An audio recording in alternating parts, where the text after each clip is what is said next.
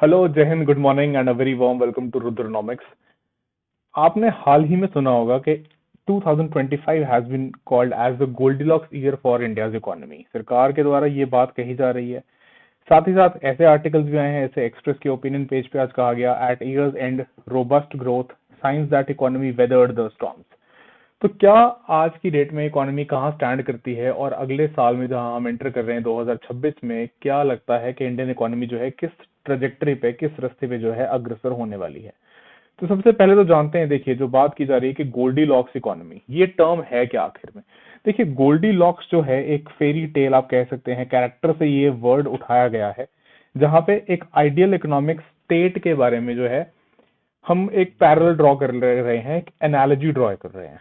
मतलब क्या हुआ, यहाँ पे कंडीशंस जो हैं वो बिल्कुल राइट हैं, जस्ट राइट। मतलब ना ही इकोनॉमी बहुत ज्यादा पेस पे ग्रो कर रही है, ना ही बहुत स्लगिश या बहुत स्लो हो रही है। यानी कि आप कह सकते हैं कि मॉडरेट सस्टेनेबल ग्रोथ है, बहुत ज्यादा तेज नहीं है कि इन्फ्लेशन को बहुत ऊपर कर दे, और ना ही डी एक्सेलरेशन या डिसइन्फ्लेशन की तरफ है कि बहुत लो इन्फ्लेशन हो जाए, मार्केट में डिमांड कंज्यूमर्स की रहे ही ना, और हम एक डिसइन्फ्लेशनरी या आप कह सकते हैं कि डिफ्लेशन करते करते डिसइन्फ्लेशन में जो है चले जाएं और ग्रोथ बिल्कुल ही नीचे हो जाए, एम्प्लॉयमेंट बिल्कुल कम हो जाए। तो यहाँ पे ये कहा जाएगा कि स्टेबल इकोनॉमी है, इन्वेस्टमेंट्स के लिए बहुत अच्छा ऑपरचून एक कह सकते हैं कि कंड्यूसिव एटमोस्फेयर है, और जो है प्रॉस्पेरिटी में इजाफा करने वाली कंडीशंस जो हैं वो पर्याप्त मात्रा में इकोनॉमी में प्रिवेल कर रही हैं, जिसलिए कहा गया इसको एक आइडियल इकोनॉमिक स्टेट, राइट।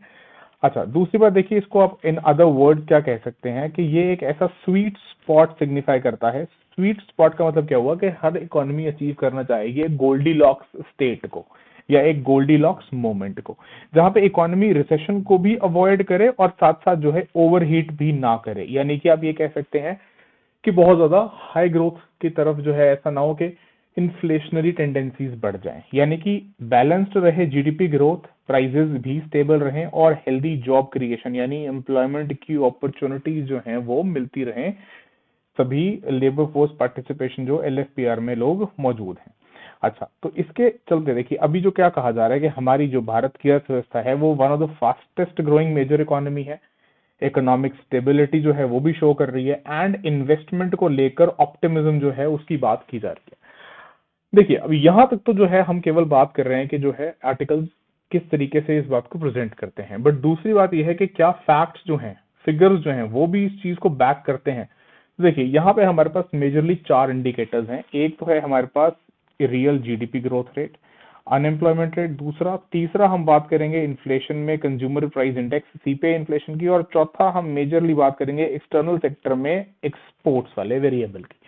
तो ये चारों जो है प्रॉमिसिंग दिखते हैं as far as the quarter 1 and quarter 2 जो बीत चुके हैं। थर्ड क्वार्टर भी ऑलमोस्ट एंड ही होने वाला है, इस फाइनेंशियल ईयर का दिसंबर एंड आ चुका है। तो इसमें देखिए मेजरली जो ये वैल्यूज दिखाई दे रही हैं और उसका जो ट्रेंड दिखाई दे रहा है वो आपको पॉजिटिव साइड पे दिखाई दे रहा है। कैसे, देखिए क्वार्टर 2 फाइनेंशियल ईयर 25-26 का अगर आप कंपेयर करते हैं ये वाला पीरियड Q2 Q1 से और Q4 से, तो दोनों में आपको अपटेक दिख रही है। देखिए 7.4% से बढ़ के 7.8%, और क्वार्टर 2 में 8.2%, यानी कि there has been an increase in the growth rate. तो रियल जीडीपी ग्रोथ रेट ये आपको दिखाई पड़ रहा है कि it is on a positive side, ये बढ़ता हुआ दिखाई दे रहा है, हाइयर देन Q4 अगर हम इसको कंपेयर करते हैं FY 24-25 से। पहला। दूसरा देखिए, अगर हम यूआर की बात करें, अनएम्प्लॉयमेंट रेट की बात करें, तो गोल्डीलॉक्स जो मोमेंट पीछे कहा गया वो जस्टिफाई कैसे हो रहा है कि नवंबर 2025 में ये 4.7% जो है पहुंचा, डिक्लाइन करके 5.2% से, और ये कहा जा रहा है कि सिंस अप्रैल 2025 जहां 5.1% था, उस आंकड़े से अगर कंपेयर करें तो ये लोवेस्ट है सिंस दैट पीरियड। तो ये भी एक अच्छी बात है।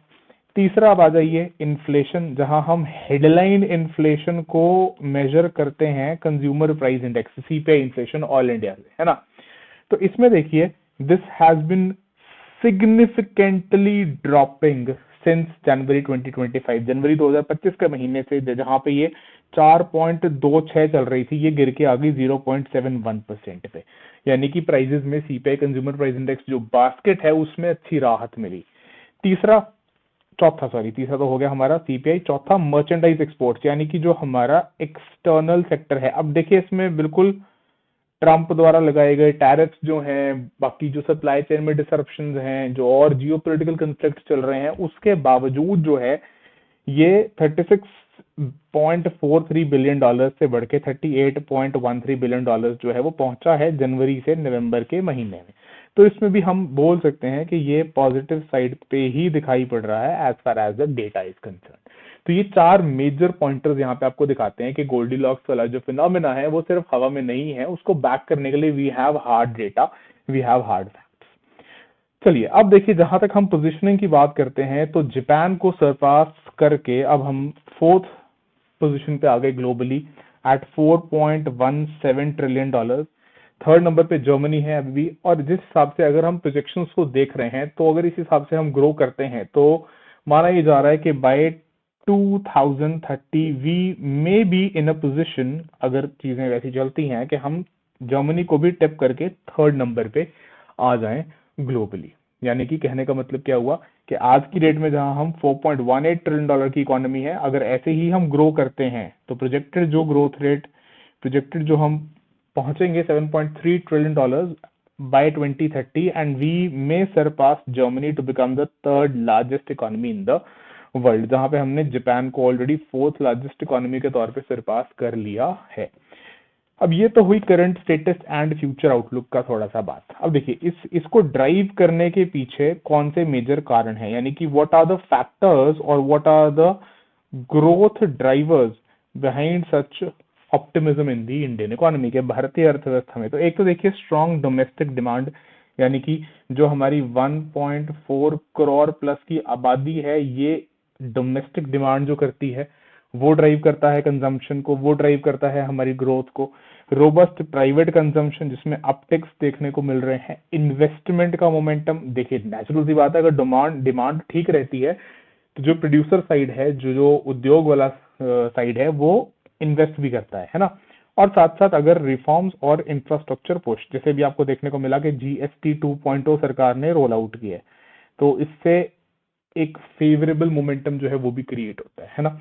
मैं ऐसा नहीं कह रहा हूं कि और रिफॉर्म्स नहीं करने की जरूरत है, बिल्कुल we need further reforms, but उसमें जो है प्रेजेंटली भी रिफॉर्म्स किए गए हैं बीते हुए क्वार्टर्स के अंदर। चलिए अब बात करते हैं कि जो ये ग्रोथ मोमेंटम के बारे में भी बोल रहे थे, ये एक तो हमें यहाँ आंकड़ों में दिख रहा है, जो आपका मॉस्पी के द्वारा डेटा जारी किया गया, पीआईबी के एक आर्टिकल से हमने इसको कवर किया है। Strengthening Indian economy GDP growth rate from 7.4 to 7.8 to 8.2 in Q2 25-26, है ना।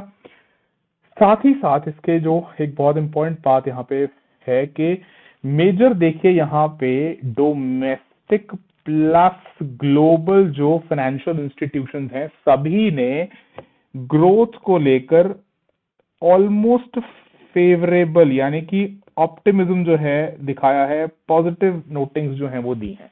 चाहे वर्ल्ड बैंक हो, चाहे आपकी रेटिंग एजेंसीज हो जैसे मूडीज है या स्टैंडर्ड पुअर है या फिच रेटिंग्स है या फिर इंटरनेशनल मॉनेटरी जो फंड है आपका आईएमएफ है या फिर organisation for economic cooperation and development OECD है या फिर आपका एशियन डेवलपमेंट बैंक है। तो सबसे पहले अगर हम अपने खुद के हमारा सेंट्रल बैंक है, जो हमारा रिजर्व बैंक है, इसकी बात करें तो इसने अपग्रेड किया 6.8% से 7.3% because of broad based sectoral momentum. ठीक है, वर्ल्ड बैंक ने कहा रिफ्लेक्ट करती है भारतीय अर्थव्यवस्था स्ट्रॉन्ग मैक्रो इकोनॉमिक फंडामेंटल्स। ठीक है, मूडीज ने भी यही सेम बात कही है कि India to remain fastest growing G20 economy, continued high growth outlook. IMF ने अपना प्रोजेक्शन को यहाँ पे थोड़ा रेज भी किया है। ओईसीडी की अगर बात करें तो strong growth momentum, slight easing का एक इन्होंने रिमार्क दिया, साथ साथ 2026-27 ये 2026-27 फाइनेंशियल ईयर की बात कर रहे हैं। स्टैंडर्ड पुअर ने जो है स्टेबल ग्रोथ आउटलुक और एक्सेलरेशन एक्सपेक्टेड, ये आप देख सकते हैं, ये इसने भी जो है यही बात कही है। Then coming to this Asian development bank, forecast upgrade किया है फोरकास्ट को 7.2%। एंड लास्टली फिच रेटिंग्स ने स्ट्रॉन्ग कंज्यूमर डिमांड को कहा है कि ड्राइव करेगा हमारी इकोनॉमी को।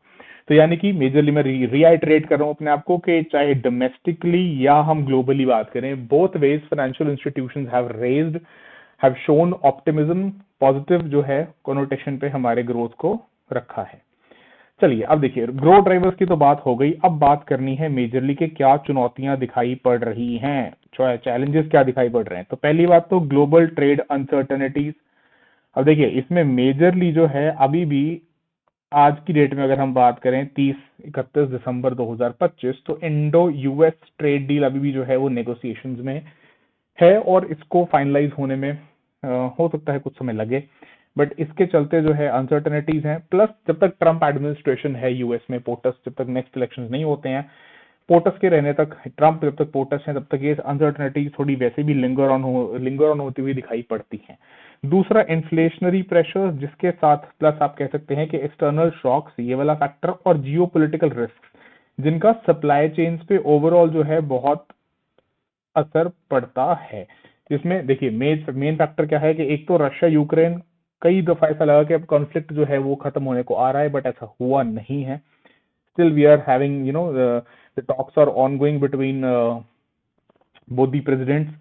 साथ ही साथ उधर ताइवान वाला, चाइना वाला, पीपल्स रिपब्लिक ऑफ चाइना, वो वाला मुद्दा जो है वो भी थोड़ा गर्माया हुआ है। एंड वाई टू फॉरगेट हमारा अपना खुद का ऑपरेशन सिंदूर है ना, ऑपरेशन सिंदूर जो है वो एक पॉज पे ही है, अभी तक सरकार की तरफ से ये नहीं कहा गया कि दैट हैज सीज्ड, राइट। चलिए फिर स्ट्रेंथ्स भी हैं, ऐसा नहीं है कि सिर्फ चैलेंजेस ही हैं। हमारी स्ट्रेंथ्स क्या है अगर नटशेल में बोला जाए तो resilient growth amid global slowdown, हमने ट्रेजेक्ट्री ये दिखा के चल के दिखाई है। Expanding middle class and consumption based, जो डोमेस्टिकली ड्राइव करेगा भले ही आपका अगर एक्सटर्नल शॉक्स भी रहते हैं तो।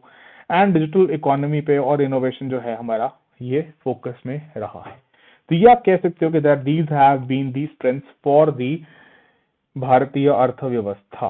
चलिए अब इसको कंक्लूड करते हैं आज के सेशन को फटाफट। तो देखिए मेजर बात तो आ रही है कि एक तो रोबस्ट है, रेजिलिएंट है हमारी ग्रोथ की आउटलुक, जिसमें फोरकास्ट जो है वो अपग्रेड हुए हैं, strong macro economic fundamentals, overall momentum अच्छा है और रेजिलिएंट डिमांड है कंज्यूमर की तरफ से, जिसके चलते 6.5 से मोटा मोटा 7.5% के बीच में कहीं हो सकता है आपको देखने को मिले कि FY 2026 की ग्रोथ जो है वो जीडीपी की रहेगी, which means we are going to be the fastest growing major economies across the world, right? So which makes us to get to this conclusion कि upgraded forecast के साथ साथ strong economic fundamentals के साथ ये सारी बातें मेजरली, एक ये, दूसरा resilient consumer demand, तीसरा broad जो हमें मोमेंटम देखने को मिल रहा है, एंड इसका पुष्टिकरण या आप कह सकते हैं इसको बैक किया गया है बाय डेटा। ग्लोबल इंस्टीट्यूशंस ने भी अपग्रेड किया है हमारी रेटिंग्स को, हमारी ग्रोथ की, जीडीपी की फोरकास्ट को, जो हम बोल रहे हैं कि 6.5 से 7.5% हो सकता है, कहीं रेंज करेगा FY 26 के अंदर, यानी कि फाइनेंशियल ईयर जो आपका 31 मार्च 2026 को खत्म होगा, 2025-26 वाला। डिपेंड करेगा कि Q4 कैसा रहता है, और Q3 के आंकड़े जो हैं वो भी आएंगे हमारे पास, जो अभी ये दिसंबर 31 को खत्म हो रहा है थर्ड क्वार्टर आपका, ठीक है। चलिए तो इसके साथ आज का हम सेशन एंड करते हैं। आई होप रुद्रनॉमिक्स का आपको ये सेशन पसंद आया होगा। अगर ऐसा है तो please consider subscribing and do share the video with your friends. Thank you so much. जय हिंद, जय भारत।